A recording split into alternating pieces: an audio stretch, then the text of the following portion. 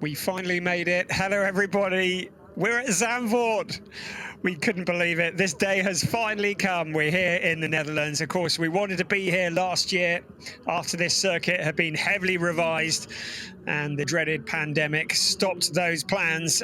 But we've made it in 2021.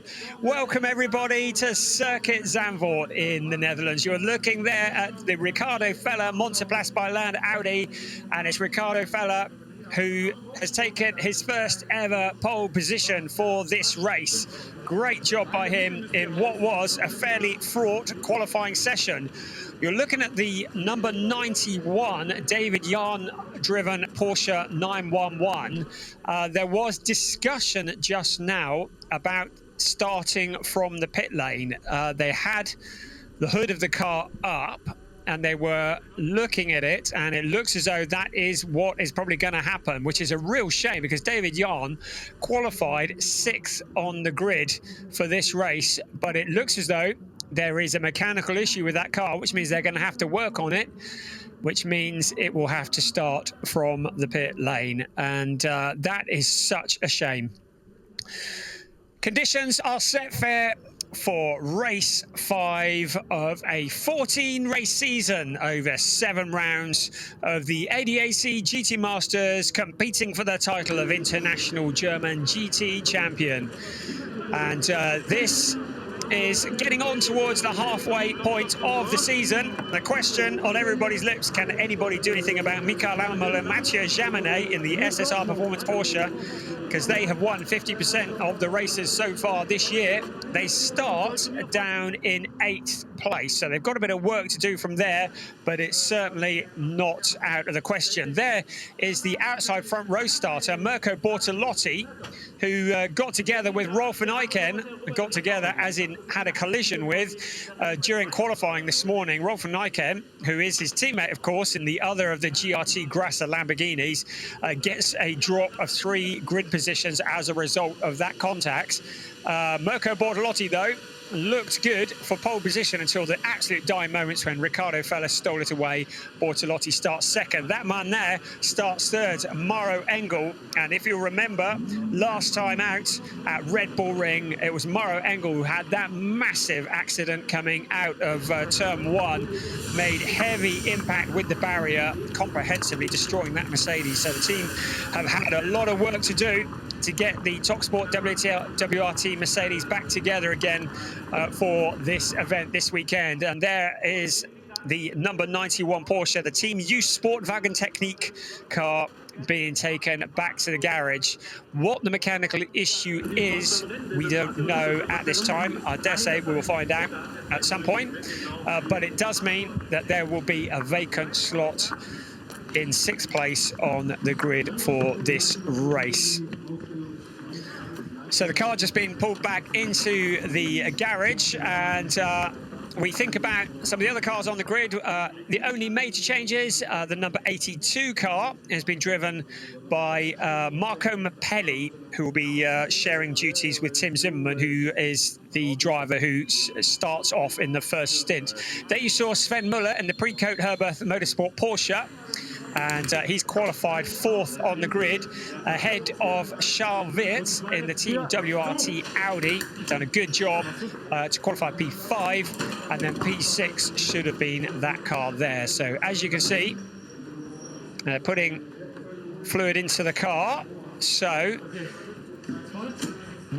don't know what the issue is, but clearly there was an issue of some sort, and they've decided that it's better to start from the pit lane than to have a mechanical failure out on track. So, as I mentioned before, the number 82, other of the GRT Grasser Racing Lamborghini Hurricanes, Marco Mappelli is in. We had Max Hofer last time, Stein Skottos for Oschersleben, but it's Mappelli, 33-year-old Italian, who is sharing the driving duties on that.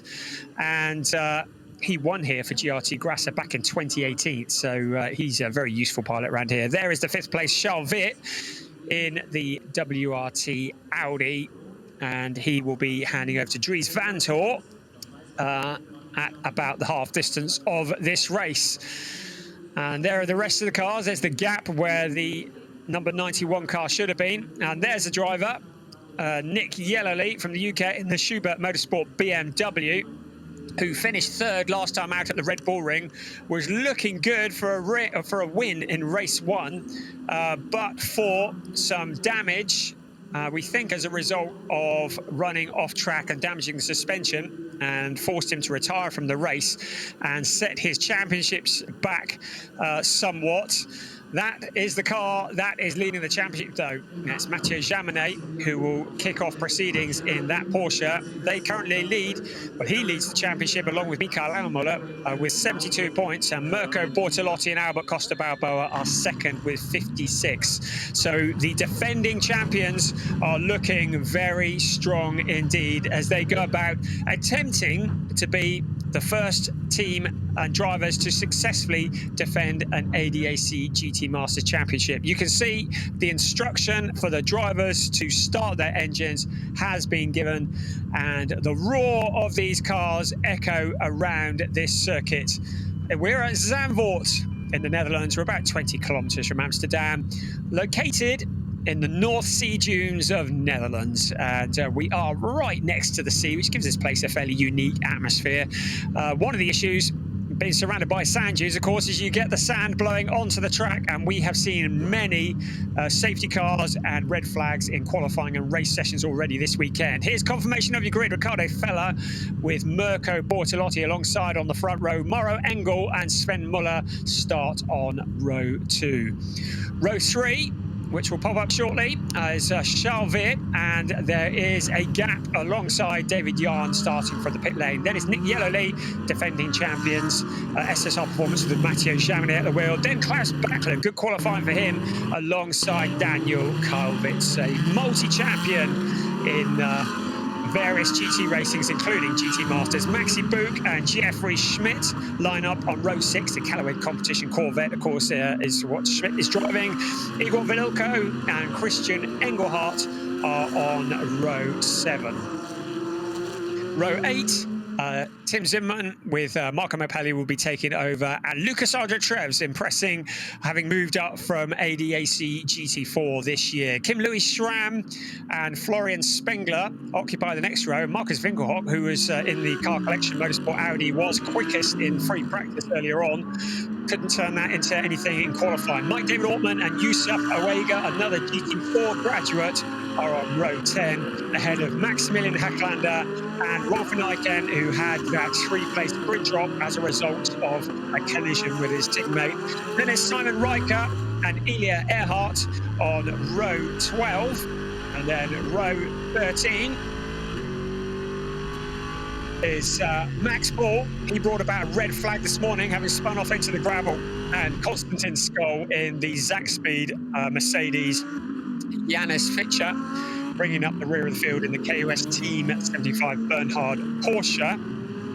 So we had several red flags in qualifying this morning. One for Maximilian Ball, another for Maximilian Hacklander in the MRS GT Racing Porsche, and one for debris after the Bortolotti and the Nyken collision. There have been several cars that have been dropped 3 grid positions. One of them was Klaus Bachler. Another was Konstantin Skoll, and also Janis Fitcher. So the stewards have been very busy this weekend. As I mentioned before, we haven't had any sessions yet. I think there may be one actually where we haven't had a red flag or a safety car in the various classes that are running here this weekend. This track is quite tricky. It's been heavily revised. That's why we're so excited to be here. And one of the big revisions is the banking that has been introduced onto 2 of the corners. The Ari Lyndike turn, which they are around now, and turn 3, 18 and 90 degree banking. It completely changes the dynamic of this circuit, creates plenty of overtaking opportunities, and that's what we're hoping to see as we get ready for race 5 of a 14 race season for the ADAC GT Masters. Riccardo Feller, he won here 2 years ago. It's his first pole position, and he steps off it to lead the field into turn 1 in the Montpellier by Land Audi. Around the outside, Mirko Bortolotti trying to find some room, but it's very tight around that turn 1, the Tarzan turn. The rest of the cars come round the corner Mauro Engel slotting into third place. There's a car that's gone straight on that looked like the ADAC Motorsport car. It might, yes, I think that's the ADAC Motorsport car of Daniel Karlowitz. Now that is going to bring out a safety car almost instantly. So Daniel Karlowitz into the fence. The rest of the cars come through, but with that car clearly stranded in the gravel trap, we are going to see a safety car very early on. It's Ricardo Fellow who leads the way. The race steward will allow the race just to run a bit to allow the cars to stretch their legs before the safety car comes out. But the drivers will very shortly, I have no doubt, I might be preempting it a little bit too much, but I can't believe that car is going anywhere, having been embedded in the fence. And here we go, safety car is confirmed. The cars are brought back to a slow pace, and Daniel Karlowitz, I think, looks as though he's all okay. The car has just made a big impact with the barriers. Who knows what happened there, but the ADAC Motorsport Audi is not going any further. Such a shame. Had a really good qualifying session, qualifying in P10. It does mean that Sebastian Ash will not be getting a drive this afternoon. The turn 10 Teddy, oh, try saying that after a drink. He's more famous than some of these corners are. He's there once again, keeping an eye on proceedings. And a real shame that Daniel Karlowitz, a champion, a previous champion of ADAC GT Masters, exits the car and his afternoon is over. We're going to have a look again. Down on the fifth row is where Karlowitz was. We can see that he made a reasonable start. Just looking a bit further back and look and see if there was any contact. And it looks like, yeah, there was. It was Maxi Book in the Mercedes that rubbed up against him, and that caused the car to go straight on. This is going to be a great view of it. You can see the yellow Mercedes in front, Maxi Book and Karlowitz rubbing, and then suddenly Karlowitz spears off, no grip at all, and that as they're approaching the steep turn 3 banking, and that is where the Karlowitz race came to an end. That incident is under investigation by a race steward. The Audi unceremoniously tracked from the gravel trap. So we were mentioning, just as we went into green flag, that new for this year, the heavily revised circuit in anticipation of Formula One returning here later in the season, is the banking. We've got 18 degrees of banking on turn 14, which is Ari Luijendijk, which means the drivers can now take that corner flat out, which effectively extends the pit straight and gives great opportunities for overtaking into turn 1. And also 19 degrees of banking into Hugenholz, which is turn 3. And that is very steep banking indeed. And it's only, I think it's only about 3 degrees less than the banking on the original Monza circuit. I mean, it's properly steep and creates a whole new dynamic as the cars exit turn 3 and head out towards 4 and 5, which are taken flat out.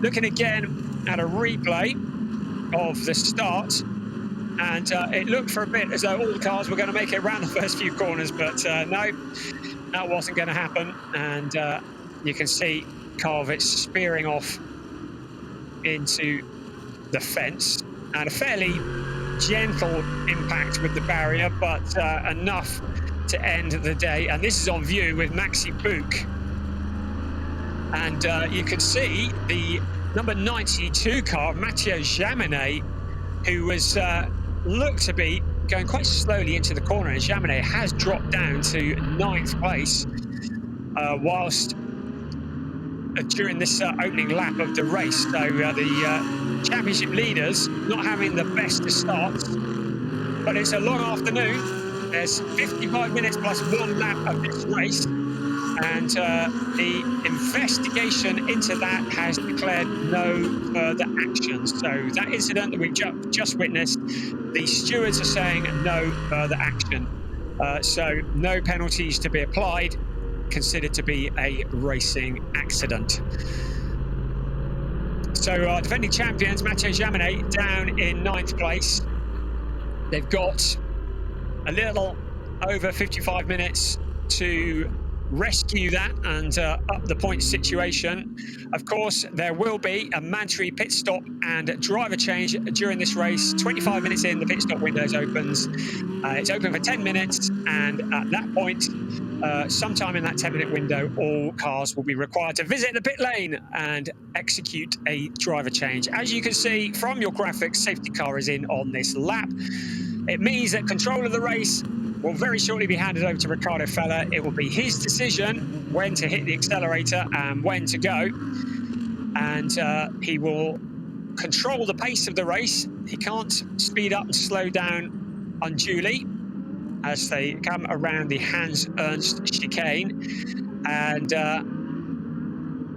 they can't overtake him until they reach the start-finish line. He will be attempting to catch Bertolotti snoozing.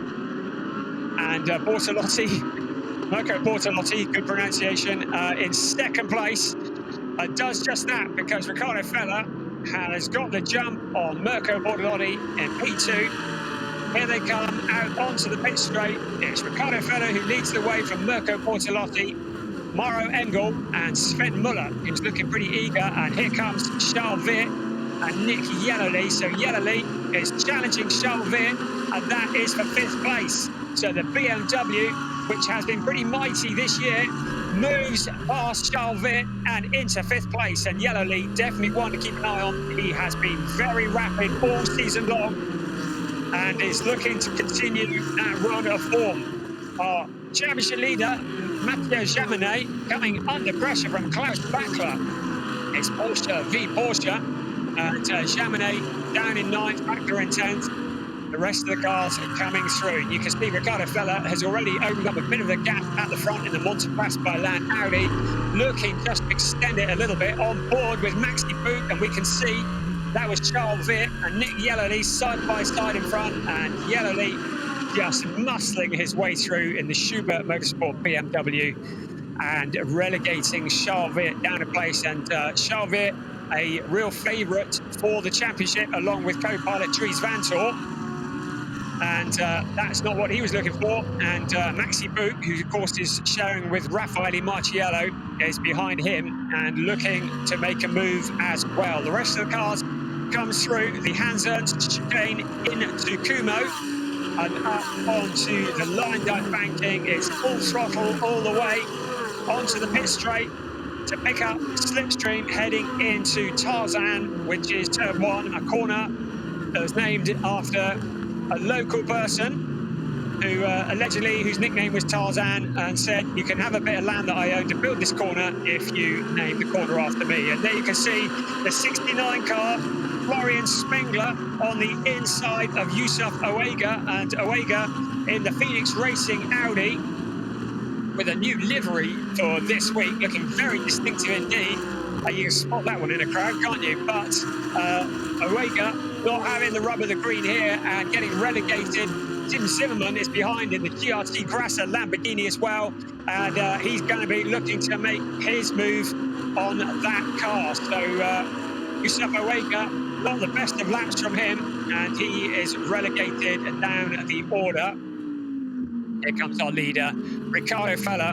He's already extended his lead to over a second from Mirko Bortolotti. The Lamborghinis have been looking strong here all weekend. Mauro Engel looking to make amends from that accident at Red Bull Ring, which, in my reckoning, is probably one of the first DNFs that car has had since joining GT Masters over a year ago. So the top sport Mercedes, always very strong and consistent.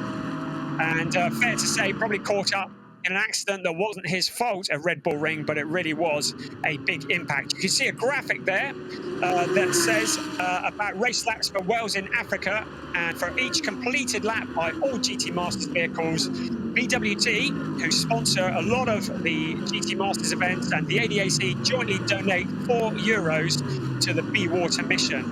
And the Be Water mission builds wells in primarily rural areas in Gambia and Tanzania to ensure access to clean and drinking water. So a great thing, and that is €4 for each completed race lap by each car. So that soon mounts up, and it's really good to see BWT and the CSR initiative getting behind the change of getting rid of plastics and good clean drinking water as part of their sponsorship. And here's Gustavo Vega on the outside of Florence Spengler, trying to make up that ground that he lost. And you can see there was a bit of contact, a bit of debris comes off.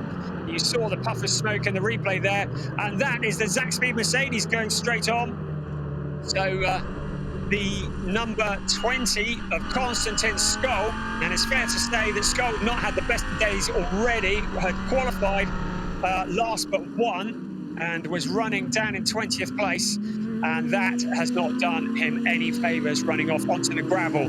This circuit has proven to be quite a beast for these drivers to tame. It's very different to any other circuit that we visit, and with the bank corners, it has been a steep learning curve for many of the drivers. Some have taken to it, some haven't, and it is a whole different mentality to master these big steep bankings around which you carry a lot of speed. But this is a circuit that when you get it wrong, it bites hard. The gravel traps are deep and unforgiving, and once you're into the gravel trap, there ain't a lot of getting out of them, as we see the Callaway's competition Corvette of Jeffrey Schmidt just looking to the outside of Christian Engelhardt's Porsche. Of the Porsches, David Jahn starting from the pit lane. He's up to 23rd place. Of course, qualified in 6th, but had that issue that forced him to start from the pit lane. So he's got a lot of work to do, and he is homing in on Rolf Nijken. You can see that Nijken is in front of David Jahn, and we're riding on board with Jahn as we speak. And he has got an awful lot of work to do from there. Such a shame after such a strong qualifying session, and have been contenders for the championship very much all season long. And it's going to be hard work scoring any points from back there on this race today, at least. Maybe another chance tomorrow. Mathieu Jaminet, championship leader, continues in P9, and that's the view of board Jeffrey Schmidt, the roaring Corvette C7. Gorgeous car, looking at the back of Klaus Bachler. So Schmidt has got past Engelhardt. So, or has he? No, all the Porsches, they look the same. No, he hasn't got past Engelhardt, as you were, ladies and gents. So Engelhardt still in front of Schmidt, but it's two Porsches in front of him, and they both look the same from the back, don't they? So Jeffrey Schmidt can see Engelhardt in front of him. Engelhardt currently in 11th place, Schmidt in 12th. Klaus Bachler rounding out the top 10. Just in front, behind Jeffrey Schmidt, Lucas Sandro Treves, who is sharing driving duties with Christopher Haase, the first ever GT Masters winner. So Jeffrey Schmidt in P12, monstering down onto Christian Engelhardt in the 75 car, a former champion in GT Masters, using the banking to good effect, and the driver's still working out what is the quickest way around that banking, whether it's high, whether it's low. The idea of the banking is that the cars can exit carrying the same amount of speed, whether on the inside or the outside, and that is the theory behind it. As we look at Riccardo Fella, 1.4 seconds was his lead the last time they crossed a timing beam ahead of Mirko Bortolotti, Mauro Engel, and Sven Muller and Nick Yellowly. So Nick Yellowly rounding out the top 5, Charles Witt in P6. The view from Jeffrey Schmidt as he continues to stare at Christian Engelhardt. He's got 2 Porsches in front. In fact, he's got 3 in front because Mathieu Jaminet is in front of this duo as well. They continue on to complete another lap. We're riding on board with Jeffrey Schmidt, and you can see some of the drivers have been wide. There's been a bit of dirt collected and dragged out onto the track. 1.7 seconds is the gap between first and second. Riccardo Fella picked up his first pole position this morning. He's won here though. Last time the cars raced here, which was in 2019, and it's Riccardo Fella who picked up a win in race 2. Now it looked like one of the GRT Grasser Lamborghinis peeling off into the pit on the right-hand side of the picture. Whether that is the case, I think Tim Zimmerman in the 82 car looks to be coming into the pits, and that wouldn't have been scheduled. That would have been a problem. You can see it really is getting a bit down and dirty with it. amongst this group of cars. David Jan trying to make up the lost time, making it 3 abreast. The GRT Brasner, Rolf Nijken, the Lamborghini going wide onto the dirt and drops a handful of places. So Nijken coming out worst out of the result of that. And David Jan working hard to get through. Also, and there was Simon Riker in the number 54 Yakko Racing Audi. And there is Riker. Let's have another look at that. And you can see there was Tim Zimmerman peeling off into the pit lane. Although he peeled off into the pit lane and then changed his mind, almost picked up the end of the pit wall. So Zimmerman, I don't know what happened there, but that's Klaus Bachler. So the Preco Herberth Motorsport Porsche has come to a stop out on track. And now where is that? That could be, just trying to see where that is. I was out on, is it turn 1? But whatever it is, it looks to be safe. It's the other side of the gravel trap, so we shouldn't need a safety car for that. So clearly, a mechanical issue for the number 7 car, and it just goes straight on at turn 1 and into the safe area. That used to be a deep gravel trap there. They've had a tarmac runoff area into the Tarzan corner, which means that it gives the drivers a bit more space, because we had so many cars that used to just run off on the first lap of a race and cause problems. And that is where the Klaus Bachler car has come to a stop. Ricardo Feller continues to lead the way. 1.5 seconds is his lead. Mauro Engel is 1.2 seconds behind that. And then it's Sven Muller. So riding on board with David Jan. And up ahead of him, it's Simon Riker. So David Jan continuing his fight back up through the field.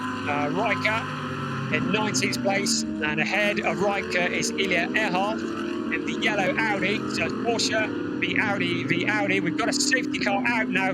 That may be for the Klaus Bachler car. So the safety car is out. And that means that the cars are going to be brought to a stop. The 1.5, well, not to a stop, but brought to a slower speed. The 1.5 second lead that Ricardo Feller had over Mirko Bortolotti will, of course, be eaten away. So we thought the Preco Herberth Motorsport Porsche was safe there. Clearly, the race director doesn't think that is the case. And the safety car is thrown in order to retrieve that car. And you can see there's damage on the back of the number 7 car, the Klaus Bachler car. So clearly that is what has caused the issue. Now, whether that was from contact with Christian Engelhardt or not remains to be seen. But it looks like it's trailing fluid. And the car comes to a stop. So the safety car is needed to retrieve that Porsche. The turn 10 Teddy, who has the best view of anybody of this race. And there's debris that can be retrieved at the same time.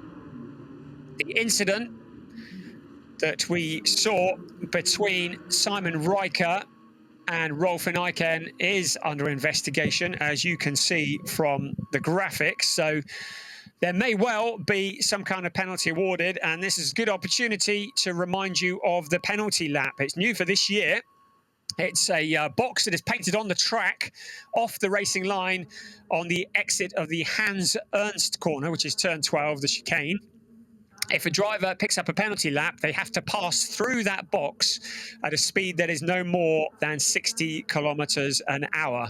And that is a penalty that is not as severe as a drive-through penalty. If the driver picks up a drive-through penalty, he's going to drop pretty well to the back of the field.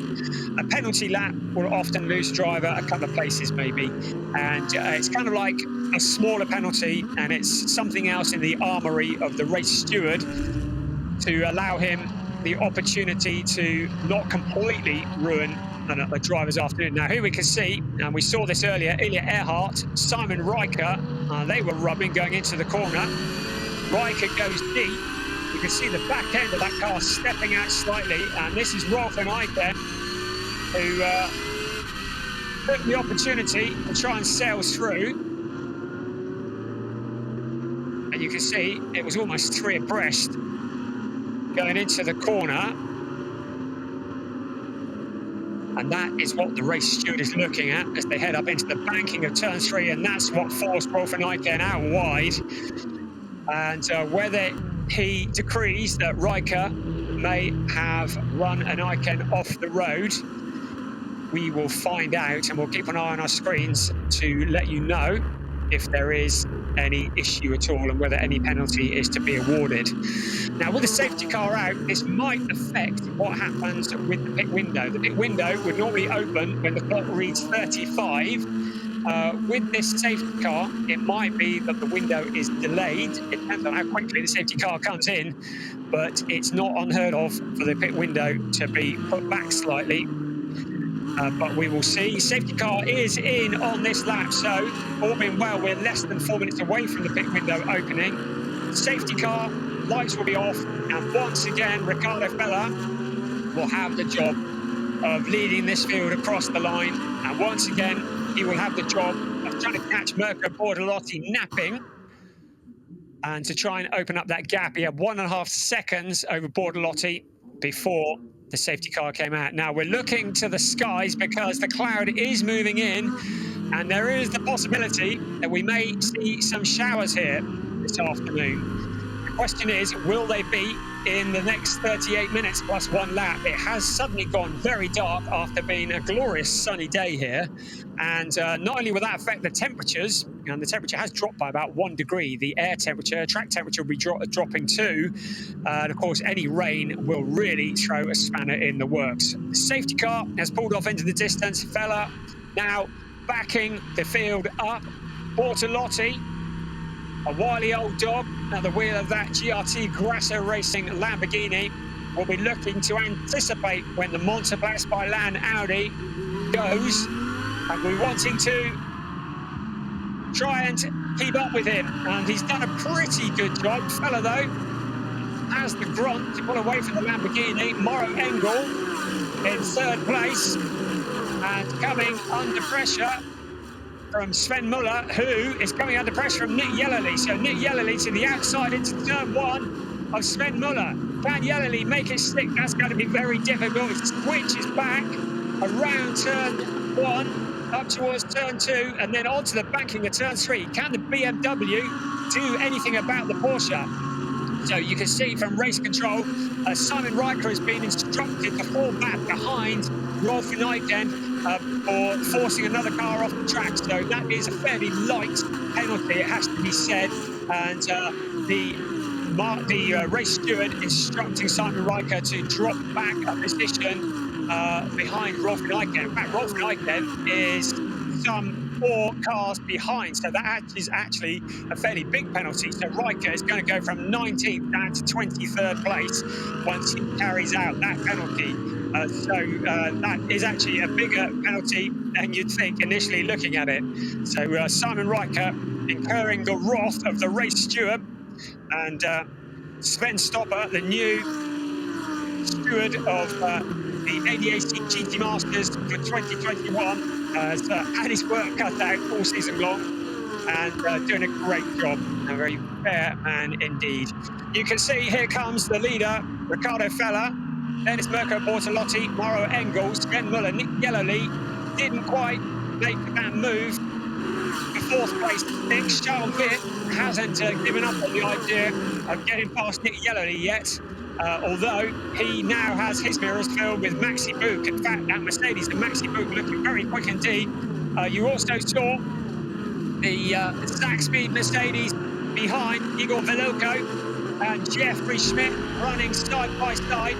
Schmidt had got in front of Velilko, and Velilko has just taken that back again. So Schmidt had that position at the start, and Velilko going high up the banking, and the Callaway's competition Corvette, which currently lies 5th in the Drivers' Championship, dropping back a position. And ahead of Igor Velilko is Mathieu Jaminet, who's up to 8th place, the championship leader, winner of 2 out of 4 races so far, down in 8th place. A win this afternoon might be a little bit of a stretch, but who knows? The window is open, and it's during this sequence when things get really mixed up. Now the question is, from the teams, it's about the strategy, when to bring the car in. There's a 10-minute window. All cars must stop for a mandatory pit stop and driver change. If your car is running out in open air, I would suggest you might want to keep the car out for as long as possible. Ricardo Fella has an empty track in front of him, courtesy of the safety car. So the Multiplast by Land Audi team might choose to keep him out for longer to take advantage of the open track and not to pit him too early, thus dropping him back in the traffic. Drivers who are in the traffic may choose to go early, Nick Yellowleaf being one of them. So the number 10, Schubert Motorsport BMW, into the pits. He'll be giving way to Jesper Kroon. Also in, Charles Viet, who will be handing over to Dries Vanthoor. Also Maxi Boot handing over to Raffaele Marciello. In fact, there's loads of them coming. So a lot of drivers stopping early, trying to find some space. We'll have the driver change. They'll be attempting to emerge out onto open track. You can see as we look at Maxi Boot get out. Raffaele Marciello, he is a tall chap, he is. So the seat insert that Maxi Boot sits on has to come out to make way for the tall frame of Raffaele Marciello. Marciello will be itching to get on with this and get back into the race. So Ricardo Fella continues on his way, riding on board with David Yarn, the number 91 car, and he is showing in 15th place, but of course has yet to make a stop. And we've got a little over 8 minutes for the drivers to make their stops. So Dries Vanthoor has taken over from Charles Viet. Christopher Haase has taken over from Lucas Barndro Trebs. We see that Marcus Winkelhock has taken over from Florian Spengler. And Patrick Niederhauser, a previous champion as well in GT Masters, takes over from Youssef Awega. Car 82 is under investigation for crossing the white line at the pit entry. And if that is proven to be the case, and normally it's not investigated unless they have some kind of evidence, that is almost certainly going to pick up some kind of penalty. That will be Marco Mappelli, who has taken over from Tim Zimmerman. Here come more of the cars, including Zaxby Mercedes, the number 33 Audi, Kim Louis Schramm, handing over to Dennis Marschall, Maximilian Hacklander, who will be handing over to Mick Wiesofer. So it's looking pretty crowded down in the pit lane, and there you can see Kim Louis Schramm, who jumps out of the car, and Dennis Marschall, who takes over another car that has incurred the wrath of the stewards. And again, it's the 54 car, Simon Riker, Norbert Seidler. That car has crossed the white line at pit entry and is going to have to take a penalty lap. So that will mean driving through the penalty box at a maximum of 60 kilometers an hour. So the number 13, Igor Vilko, is giving way to Jules Gounon, an experienced pilot, if ever there was one, an ex-champion in GT Masters. And this could potentially be an unsafe release.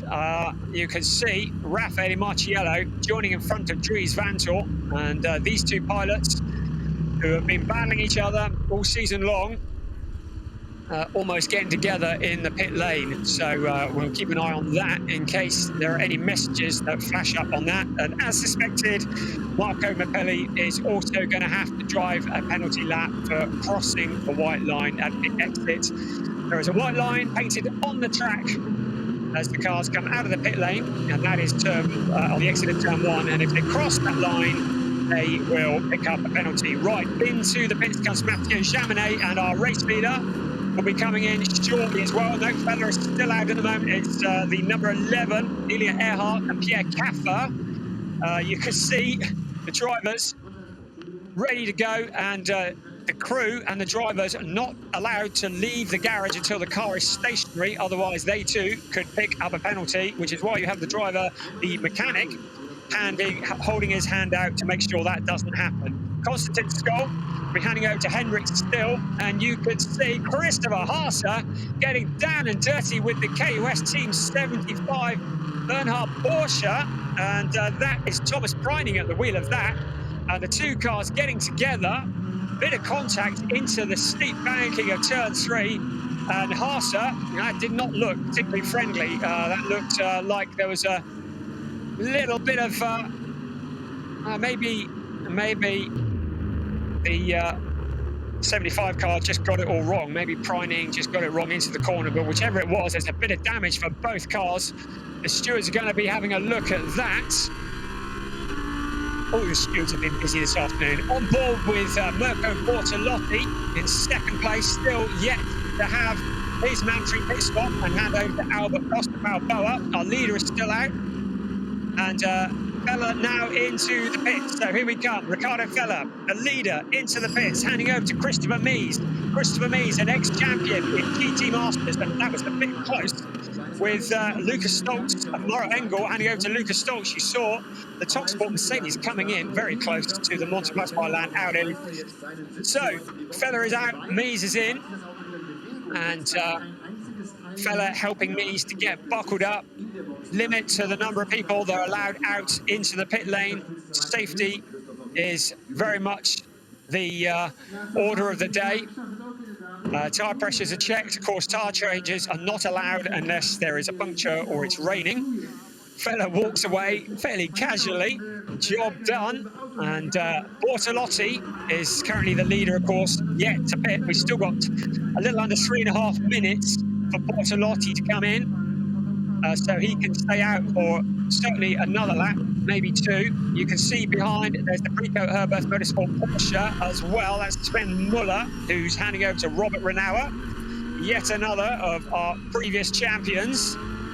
And this is the view, Mirko Bortolotti in the traffic. So surely this would be a good time to bring the GRT Grasser Lamborghini into the pits, because if he's in traffic, he's not going to be putting in quick laps and not closing that gap on the Montepaschi by Land Audi. So we take a look, and yes, he peels off into the pit lane. So our leader, Mirko Bortolotti, is in. Just two cars yet to pit, and that's David Jahn, who started from the pit lane, and Maximilian Paul. And they continue on their way, currently showing Jahn as the leader, Paul a second. But of course, once they've done their stop, that will all change. In comes the GRT Grasser Racing Lamborghini. Bortolotti out, Costa Balboa in. Bortolotti helping him to get buckled up.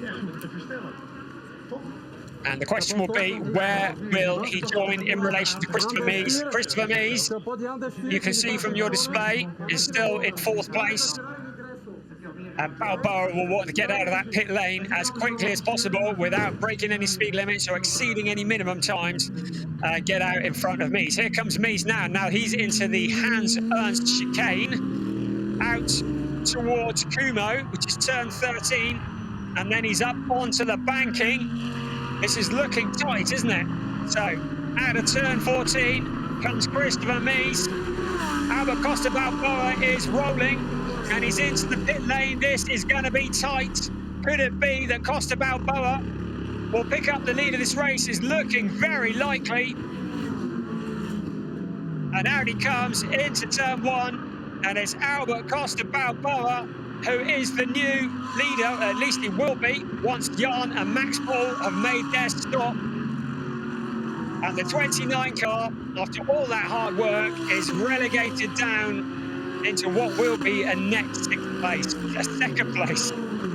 Well, made it worse than it already was. So second place will be for Christopher Mies, and thumbs up the GRT Grasser Racing team. They're very experienced, as indeed are the Montepaschi by Land team.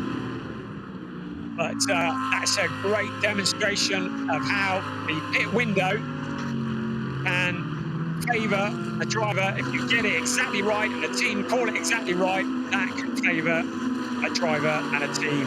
The number 28 car, Christopher Haster, has got a black and white flag for pushing another car. That is just warning. Now that was the incident that we saw up on turn 3.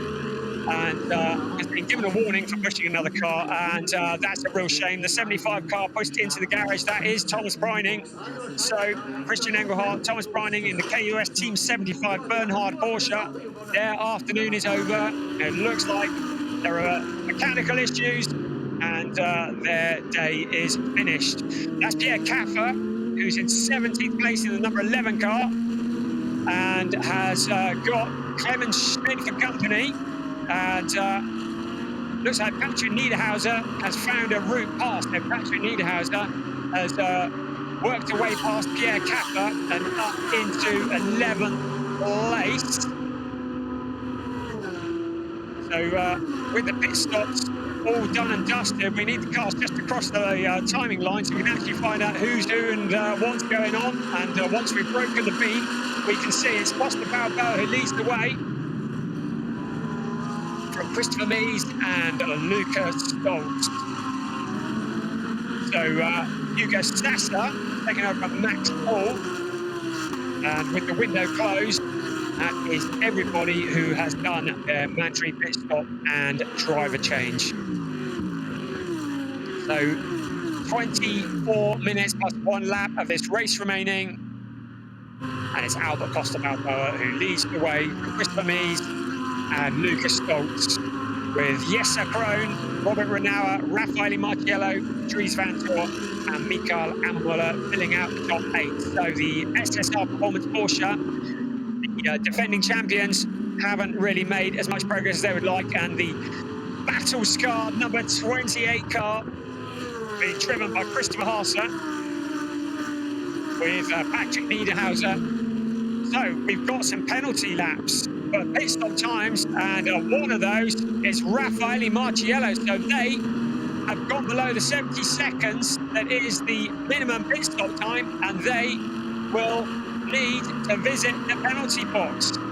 So that is going to seriously mess up the championship challenge of Raffaele Marciello, who currently is in 9th place. Now there's the first car to go through. That'll be the 82 car of Marco Mappelli, and you can see has to go into the penalty box, meet the minimum pit stop time. And car 63 also under investigation. Our race leader is under investigation for exceeding or going below the minimum pit stop time. And this could be the gift that Monteplasma Land have been waiting for, because if Costa Balboa has to visit the penalty box, he is going to drop down the order.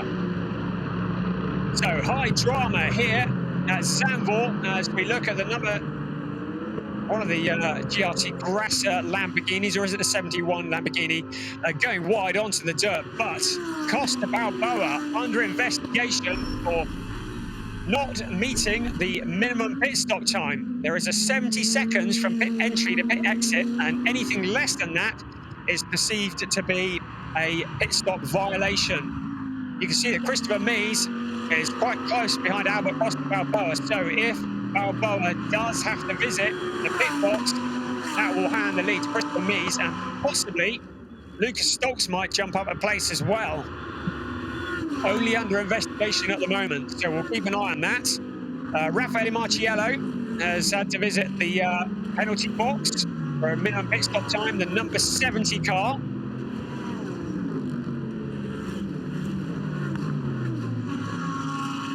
So we'll keep an eye on timing screens, let you know if there is any more news on that. We continue to look at Robert Renauer in 5th place, the Brico Herbert Motorsport Porsche, Christopher Haase in the battle-scarred Audi, alongside Patrick Niederhauser in a less battle-scarred Audi, but very distinctive with those bright yellow colours, new for this event. And up onto the banking, Niederhauser taking a lower line through, but Haase managing to maintain the pace by going high and gets the run. Right, here we go then. Drive-through penalty for car 63, our race leader.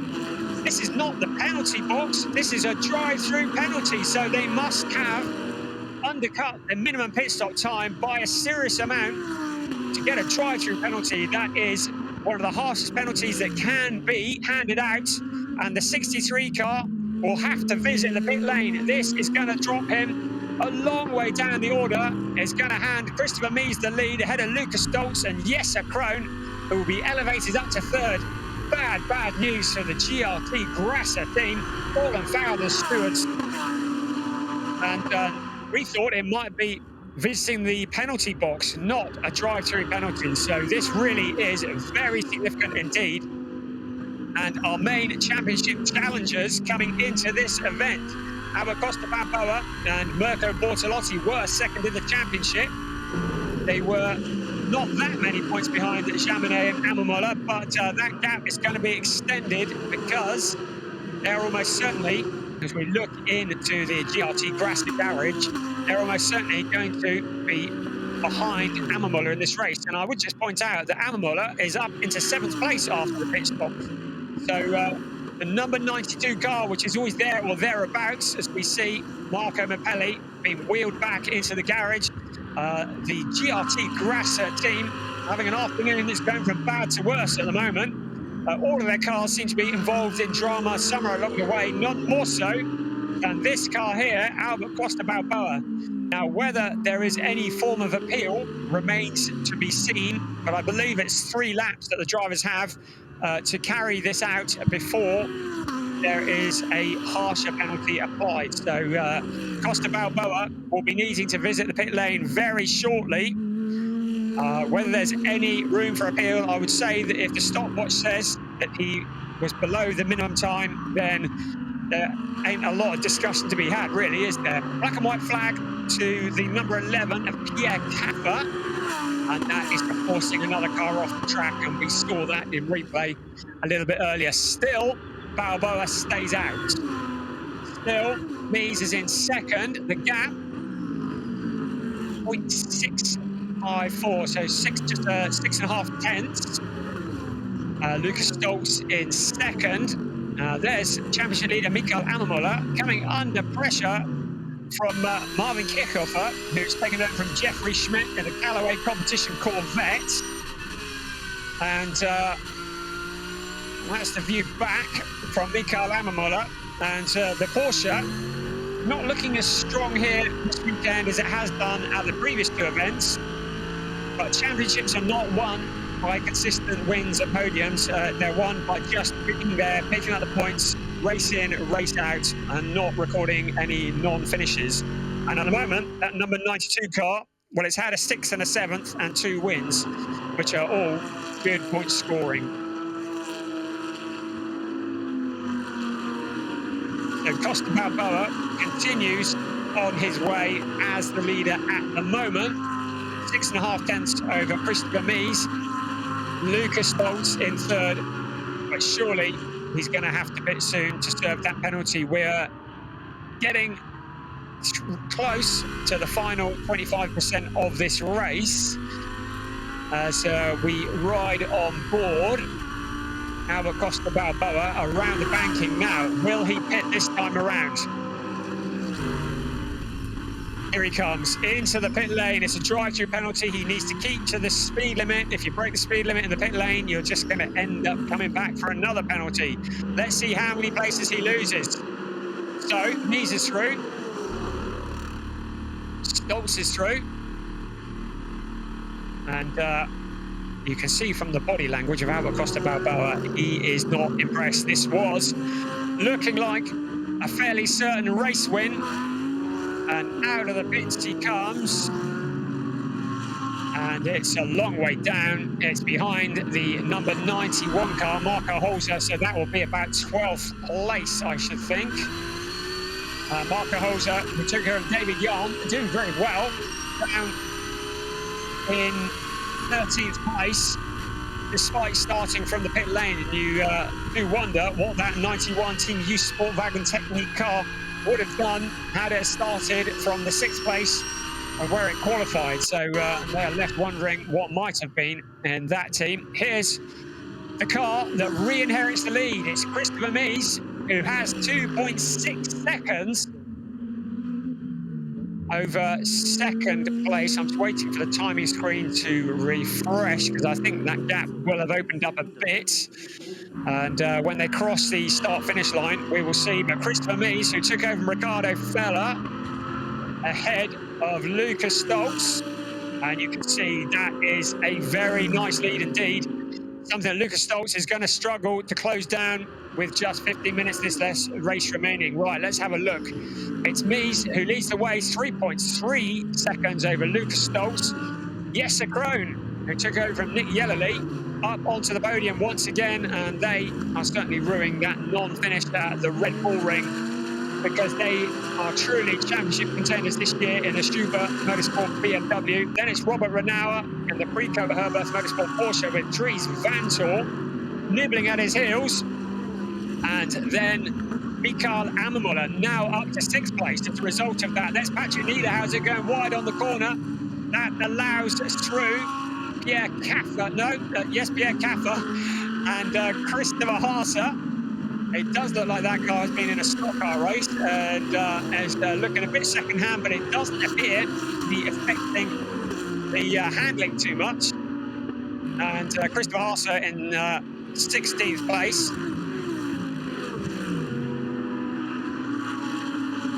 Pulls away from that little group of cars. Frank Pereira is in there as well in another of the GRT Grasser Lamborghinis.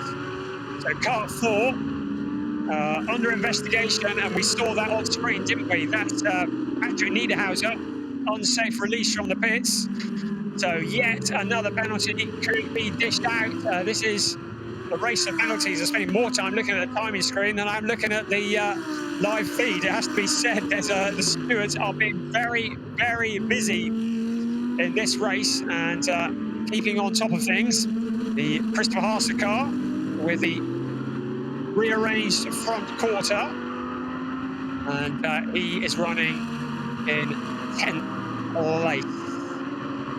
No, he's not. He's running in 16th place with Hugo Sasser in close company as well. In fact, Hugo Sasser has got past, so that's a great drive by Hugo Sasser, who's taken over from Max Paul. Right, here we go, car 11, turning the heat up. Pierre Caffer on Christopher Haase, and Haase in 16th, Caffer in 17th, and Frank Pereira in 18th place behind. And then it's Patrick Niederhauser and Clemens Schmid, just behind them, Mick Wiesofer and Henrik Still. And that is quite a battle going on there behind Christopher Haase. So a drive-through penalty for car number 4. And the distinctive yellow livery. But Patrick Niederhauser has not brought him any luck, the new livery, and that is for the unsafe release. It was under investigation, and it has come to pass that car 4 will have to do a drive-through penalty, and that really will relegate him to the back of the pack. Our earlier leader, Albert Costa Balboa, currently in 12th place, so in the points, but only just really, and having looked like a surefire race winner earlier on in this event, now scrambling to pick up the scraps from the cars that are up ahead. Christopher Mies, our race leader, 3.652 seconds is the gap over Lucas Stoltz, and it looks as though second is about as far as the Top Sport Mercedes is going to go. Jesse Krohn is about 4.4 seconds behind, so the first three are starting to get a little bit spaced out as we look at Raffaele Marciello, who had to visit the penalty box, now in 9th place. That's the drive-through penalty being served by Patrick Niederhauser, the 2019 champion in GT Masters, who rejoins. And being careful not to cross the white line on the exit of the pits. Is our leader, Christopher Mies, in the Monteplas by Land Audi. Lucas Stoltz, an ever-distant 2nd place. It's Audi from Mercedes, from BMW, from Porsche, and the Porsche of Robert Renauer down in 4th place. You can see there that the gap fairly consistent over the last few laps. Christopher Mies holding on to that lead position. And you can see the 1, 2, 3 along the pit straight, all fairly spaced out. It's a 4-second gap over second. And 4.67 between second and third.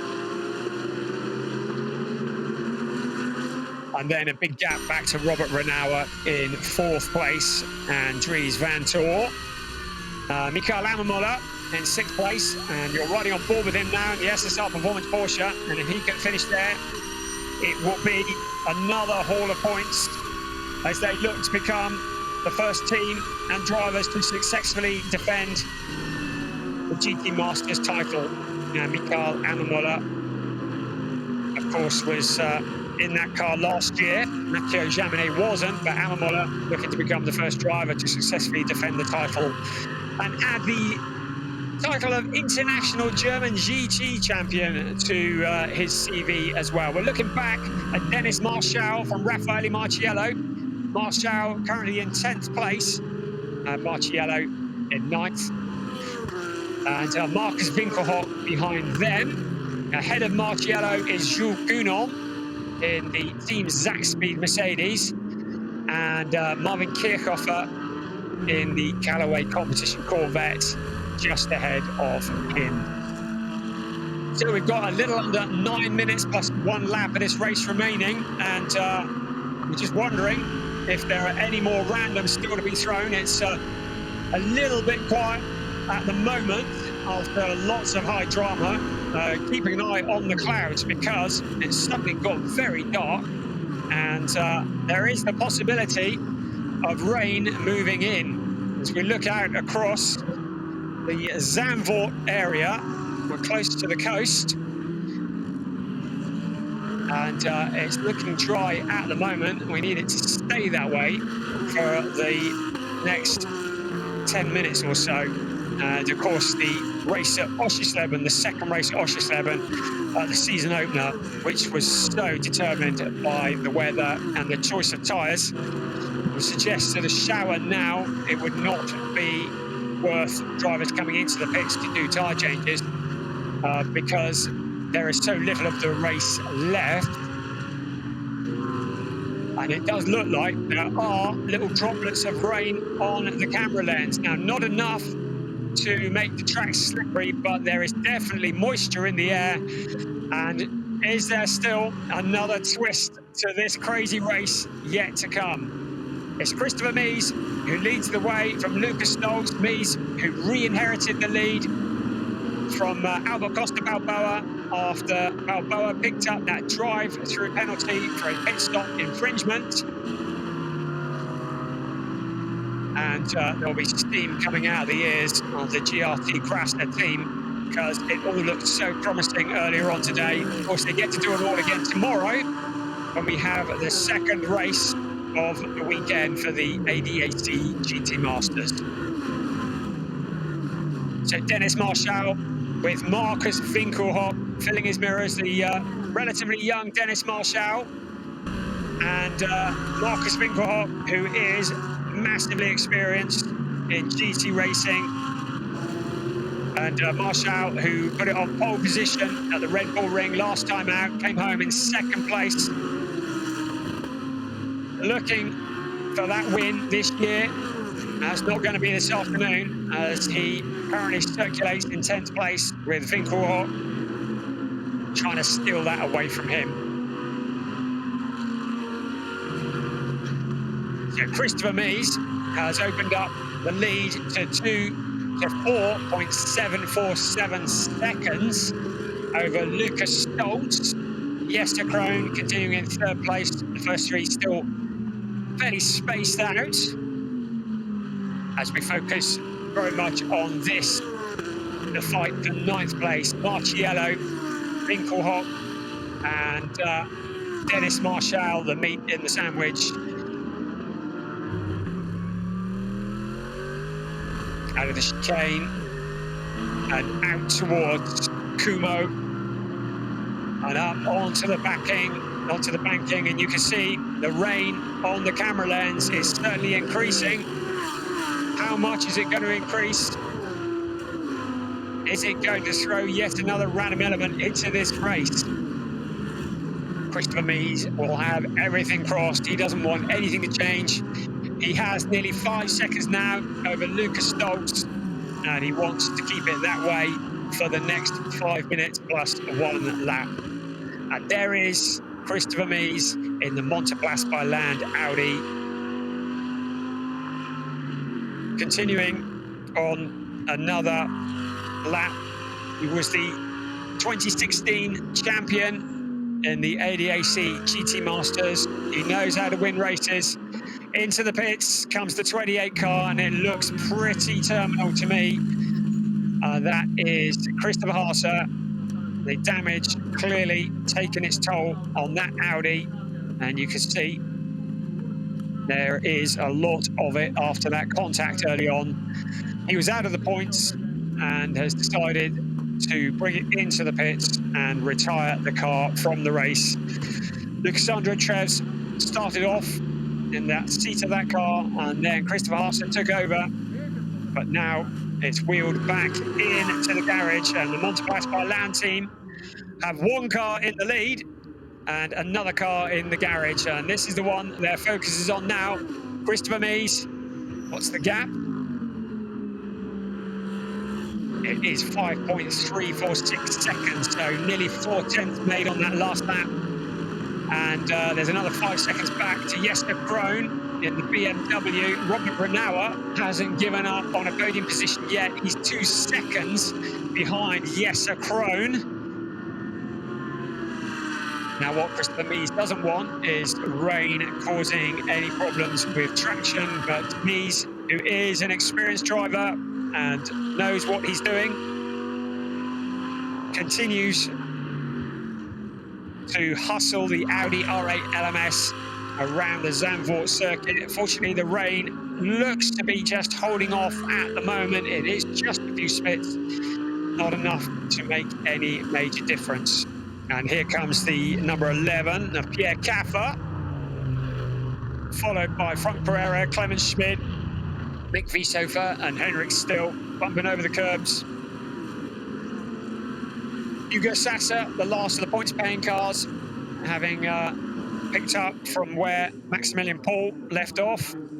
There is Mauro Engel looking on after the disaster of race 2 at the Red Bull Ring. Back with a bang in all the right ways, and second looking reasonably solid for the Top Sport Mercedes. Ricardo Feller looks on as Christopher Mies continues with all the hard work that he did at the start of the race. He put that car on pole position, and although they lost the lead at one point, they're back in front now, and it's where you finished it counts. Now you can see the rain is starting to increase. 2 minutes plus 1 lap. You do just wonder if there is yet another cruel twist in this race here at Zandvoort. This is going to feel like the longest 2 minutes of Christopher Mies' life. He circulates around. You can see the rain on the lens. It doesn't look as though the track is too wet at the moment. Temperature has dropped a degree. It's still Christopher Mies ahead of Lucas Stoltz, Jesper Krohn, Robert Renauer, Dries Vanthoor. Championship leader Mikael Ammermuller is 6th ahead of Marvin Kirchhofer, Jules Bignon, Raffaele Marciello, Dennis Marchal. Marcus Winkelhock 11th ahead of Albert Costa Balboa, our earlier leader. Marco Holzer 13th from the pit lane start. Dylan Pereira 14th. Hugo Sasser rounding out the top 15 points paying positions. And Hugo Sasser, who took over from Max Paul, and they've done a great job from 25th on the grid, almost last, and between them have made up a good number of positions, primarily by keeping out of trouble, I should think, and some good driving from these young Chargers. So we're into the last minute of this event, plus 1 lap. Christopher Mies is the leader, 5.214 seconds over Lucas Stoltz, who in turn is 4.5 seconds ahead of Jesper Krohn, who is 2.2 seconds ahead of Robert Renauer. It looks as though the rain is going to hold off just long enough. Looking back at from Marvin Kirchhofer at the Jules Gounon Zaxby Mercedes in P8, Kirchhofer in 7th. The clock strikes 0. and it'll be +1 lap after this for Christopher Mies. And it really can't come quick enough in terms of weather conditions. So there's Robert Renauer in 4th place, Dries Vanthoor in 5th. Vanthoor potentially not given up on a 4th place yet. I think the podium looks pretty set in stone now. Mies, Stoltz, Krohn, but this is the next place down the road. Robert Renauer, Dries Vanthoor. There is the 3rd place, Jesse Krohn, Robert Renauer, and Vanthoor, who is very much a man on form at the moment and has been very much in winning ways. Here comes Christopher Mies, though, out of turn 14. Then is Lucas Stoltz. Then Jesse Krohn. We're into the last lap of the race. Then Robert Renauer, Dries Vanthoor. Then a gap back to Mikael Ammermuller, Marvin Kirchhofer, Jules Gounon. And there is Raffaele Marciello. Then Dennis Marshall, who is feeling the pressure of Marcus Winkelhock. Winkelhock, a veteran and a famous name in GT racing, and a famous name in all types of racing. Marcus Winkelhock, massively experienced. Hounding down Dennis Marshall for a top 10 finish. Raffaele Marciello in 9th, who we're riding on board with, will almost certainly be disappointed with that. Championship contenders coming into this season and they won the first race of the season, but haven't had much luck since then. And you can see the rain is starting to come down now. Christopher Mies, windscreen wiper going, needs to keep it on the black stuff for the last few turns. Lucas Stoltz, Jesse Krohn in 2nd and 3rd through the Hans Ernst chicane for the last time up onto Kumo. Nice and steady. And in to Lyondike, turn 14. He'll be mighty pleased to see the checkered flag in front of him. It's Christopher Mies who wins race 1 of round 3 of the ADAC GT Masters here at Zandvoort this weekend. 2nd across the line, Lucas Stoltz, and 3rd is Jesse Krohn, Robert Renauer, Dries Vanthoor, championship leader Mikael Ammermuller ahead of Marvin Kirchhofer, Jules Gounon, and Raffaele Marciello. And Dennis Marshall holding off Marcus Winkelhock for the last of the top 10 places. It's Winkelhock, Costa Balboa, who will be distraught about that drive-through penalty in 12th ahead of Marco Holzer, Dylan Pereira, and Hugo Sassa, who take the last of the point-paying positions.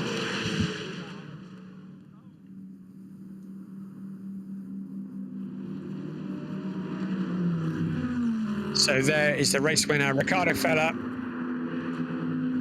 and Christopher Mies in the Monteplas by Land Motorsport Audi R8. Good job done. It was Feller who put it on pole, and it's Mies who took over.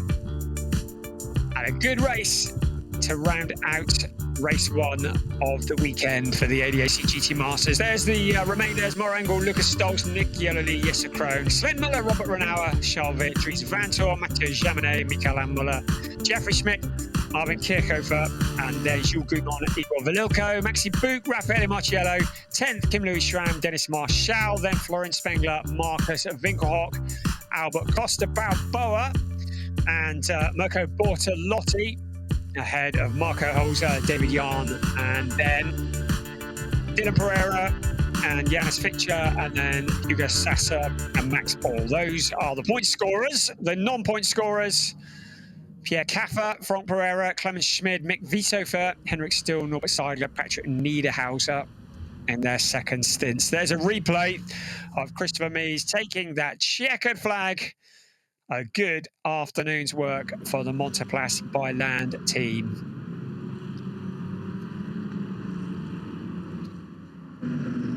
So very much a contrasting weekend for Monteplas by Land.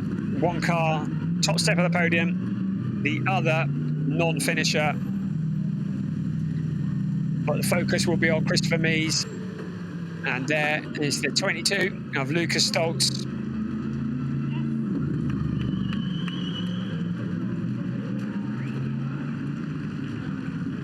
And then Jesse Krohn and Nick Yellerly once again back on the podium.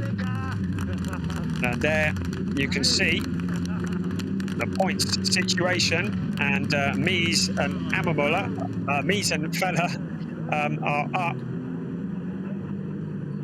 into second place as a result of the points picked up there.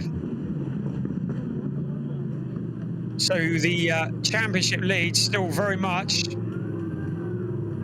in the hands of Mikael Ammermuller and Matteo Jaminet. 13 points is their lead over Mies and Feller, and 15 points over Yellerly and Krohn. And Yellerly, once again, will be thinking about that non-finish at the Red Bull Ring, which might have painted a very different picture had he gone on to win that race.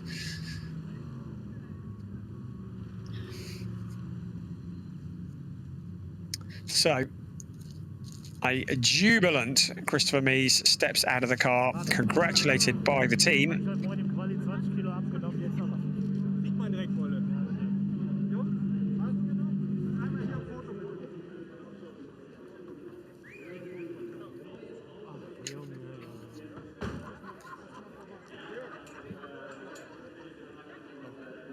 A potent combination, Christopher Mies and Ricardo Feller. There's Jesse Krohn and Nick Yellerly.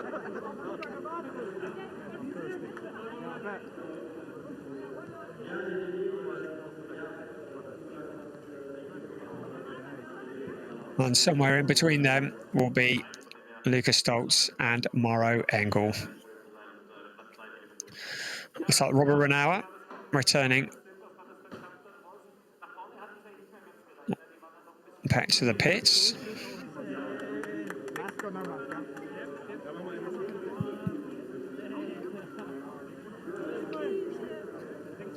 So it's been an entertaining day here at Zandvoort, and many drivers having to work very hard to tame the beast that is Circuit Zandvoort, and it really is quite a beast, especially after the revisions that have been done to the circuit. There's the third place car. It's the number 10 Schubert Motorsport BMW M6, driven by Nick Yellerly and Jesse Krohn. Second place, the Top Sport WRT Mercedes AMG, driven by Mauro Engel and Lucas Stoltz. And the winner of race 1 of 2 this weekend, the Monteplas by Land Motorsport Audi R8 LMS GT3, driven by Ricardo Feller and Christopher Mies.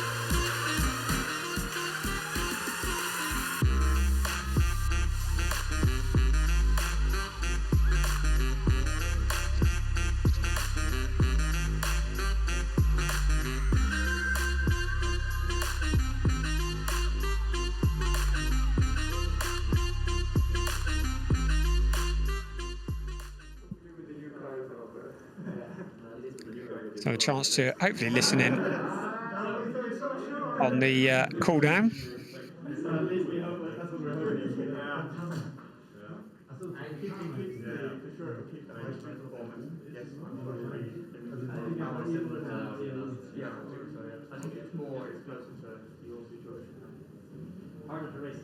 Yeah, exactly that. Yeah, it's like we're nowhere in the corners and then we just go. It's like when we had lots of this. Yeah, it's like lots of straight lines. The wearing of face masks makes it much harder to listen in. So they didn't show it on TV. No, but they didn't. Well, there we go. Didn't learn much there, did we? But some very happy drivers. I think Mikael Ammermuller and Matteo Jaminet will be very happy with that 6th place, because it's consistency that wins championships. They had a 6th place in race 2 at the Red Bull Ring. Before that, it was 2 wins one in race 1 at the Red Bull win, and one in the rain at Oschersleben. And 7th place being their worst showing of the season so far, which was the first race at Oschersleben.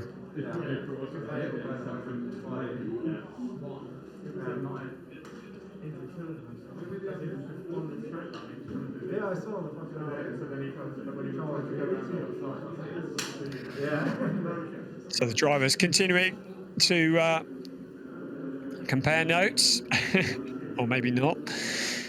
And very shortly, we hope to bring you the podium presentation. It's race 5 of a 14-race season. From here, we head to the Nürburgring on the 6th to the 8th of August.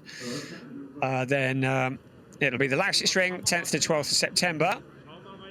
Then Sachsenring, always enjoy the Sachsenring with all its undulations, from the 1st to the 3rd of October, before the season closer at Hockenheim on the 22nd to the 24th of October. We take a look at that BMW, the M6 GT3, soon to be superseded by the M4, which has finally broken cover.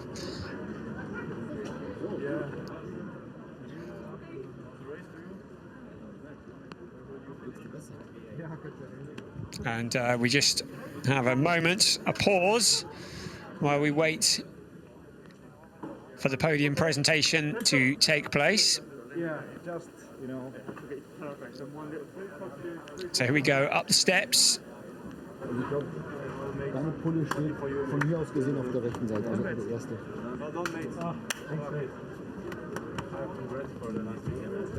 Charvet offering congratulations to the Monteplas by Land drivers. Die Laufsieger am heutigen Tag. Herzlichen Glückwunsch, Ricardo Feller und Christopher Mies für das Team Monteplas by Land Motorsport. Einmal auf Podium. So here we go, Ricardo Feller and Christopher Mies, triumphant race 1 here at Zandvoort, to the top step of the podium for Monteplas by Land.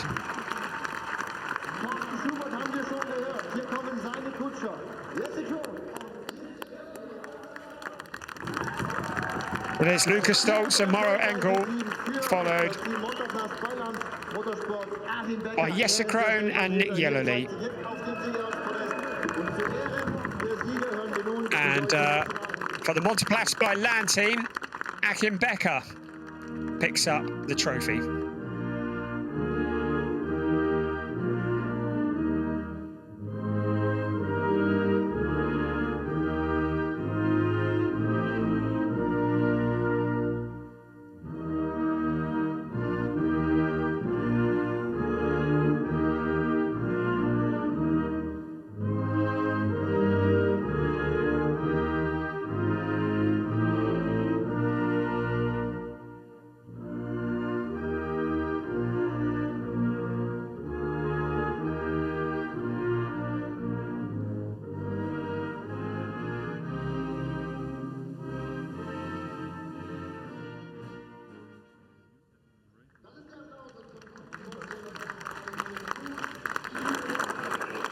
So that's the national anthem done, and the very unique trophies are presented.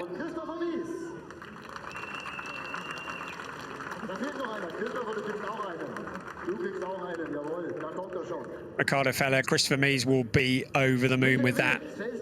That gets their championship right on track. Monteplas by Land, a team that have been around for a fair while and know how to win a championship. They won the team title in 2016. Wolfgang Land, of course, heading up that operation. They won, in fact, on their debut in 2016. And here they are on the top step of the podium once again.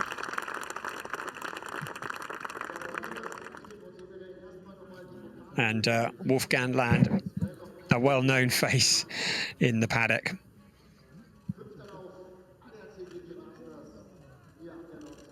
So there is the point situation. There's only 13 points in it between Christopher Mies, Ricardo Feller, Jaminet and Ammermuller, Yellerly and Krohn. Not too far behind either. It could all change in the blink of an eye. It's not the kind of dominance that Jaminet and Ammermuller wanted. They were hoping for a bigger gap than that, but they're still at the top of the championship as they aim to become the first team and the first driver to successfully defend an ADAC GT Masters title